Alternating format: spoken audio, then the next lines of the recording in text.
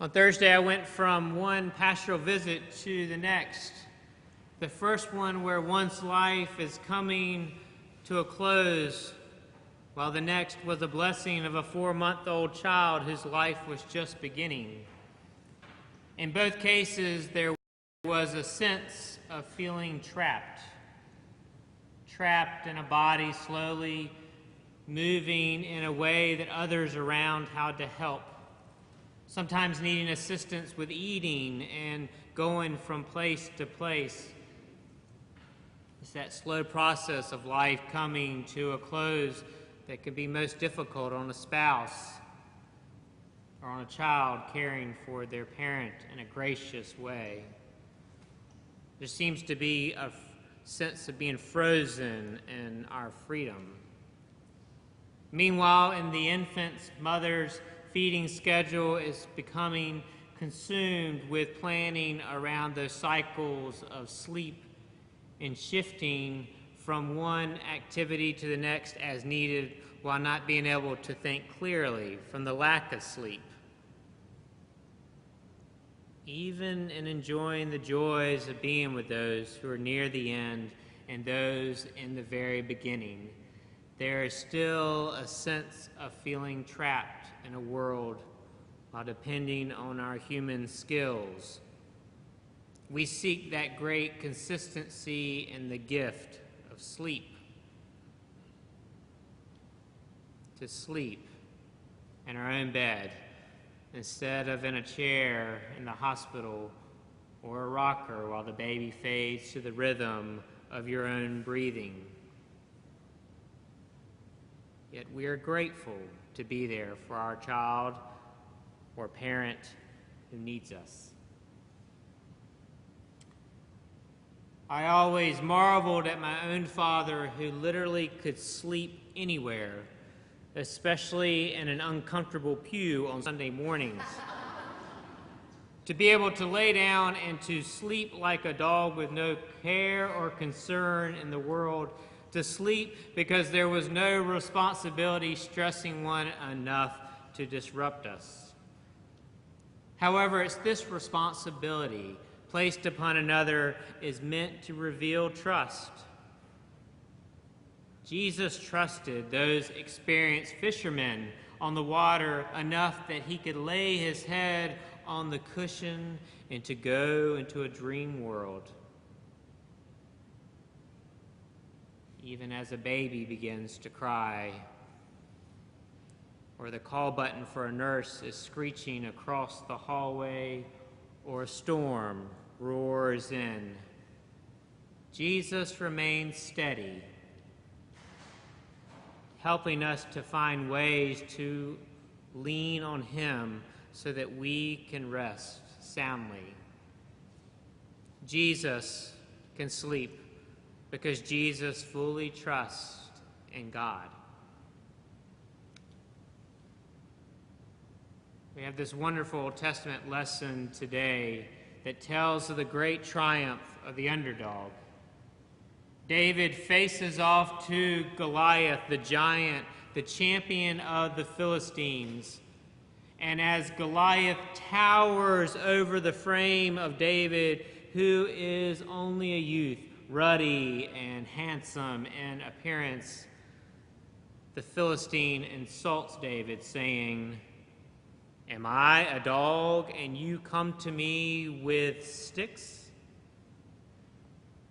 But David stands his ground, and he strikes the very head that is reeling insult at him. And as that mighty giant begins to fall to the ground, the entire game changes. It changes not only for the people of Israel, the people of God, but it changes for the world. It shows that with a faith and a trust in God, powers and armies and champions of violence fell that day. That human strength will not trap God from delivering those who are oppressed, and the power of fear will be brought down often from those who seem the weakest. David puts this great dog to sleep. and his journey towards greatness begins. I lean into these lessons today, as this great storm continues to swirl around us with that question of immigration. We've heard the argument before and we know the views on all sides, but it seems that the pictures that have been placed before us in these past weeks have changed the conversation. Images of the young children and youth have held themselves away from what is comfortable, being in the arms of their parents. And we've heard phrases of heart against law, how the vulnerable are looking for answers, as we all are. And I found myself personally drawn as I see images of children the same ages as my own. But it's helped me to take a step back and to pray and to wait and see.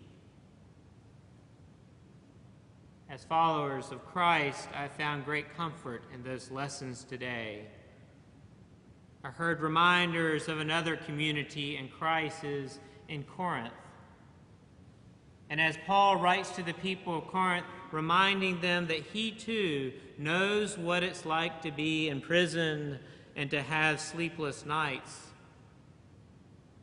Paul's answer to them during this great testing of their faith is to help them to figure out how to live together with their hearts wide open, to keep fear and emotion at bay, and to turn to the only truth. For the only truth is God.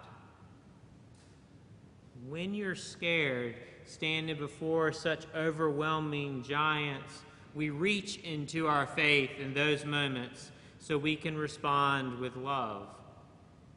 For love is how we care for one another. Love is how we lean into God, and as well as to lean into our neighbors for true support.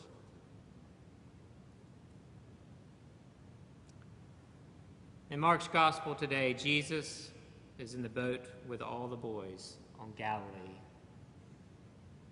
And there's an immense amount of fishing and water experience in that vessel, and that Jesus trusts them enough that he can fully fall asleep in the boat. And chaos begins to churn around the vessel. Panic begins to set in the hearts and minds of these experienced fishermen. Jesus sleeps. Fear forces their hard heads to frantically work and overdrive. Jesus sleeps. Worst case scenarios are dominating their thoughts as the boat is starting to take on water. Jesus sleeps. They feel trapped. And so they go and wake Jesus from his slumber. And Jesus speaks not only to Mother Nature, but he speaks to that raging anxiety in his own disciples when he tells all of them, "Be still." As the mouths of those who saw David take down the giant open in awe, so do the mouths of these fishermen. What God has done through David and now is doing through Jesus is truly amazing. It reminds us that our faith is not given to us through giants or oceans or rulers. Faith is given to God alone. And the heart is where God beats inside of us, beckoning us to instead to live through our faith, to test our faith free from our own reactions, to remember the words that Jesus asked those closest to him Why are you afraid? Have you still no faith? For the heart must seek truth over what the head is sometimes conveying. Might we hear the words that Paul closes our lesson with today to this community of Corinth and crisis. In return, I speak as to children. Open wide your hearts also. In the opening of hearts, God has proven time and time again the power of living out our faith as opposed to the power of fear has changed the world over and over again towards good. Amen.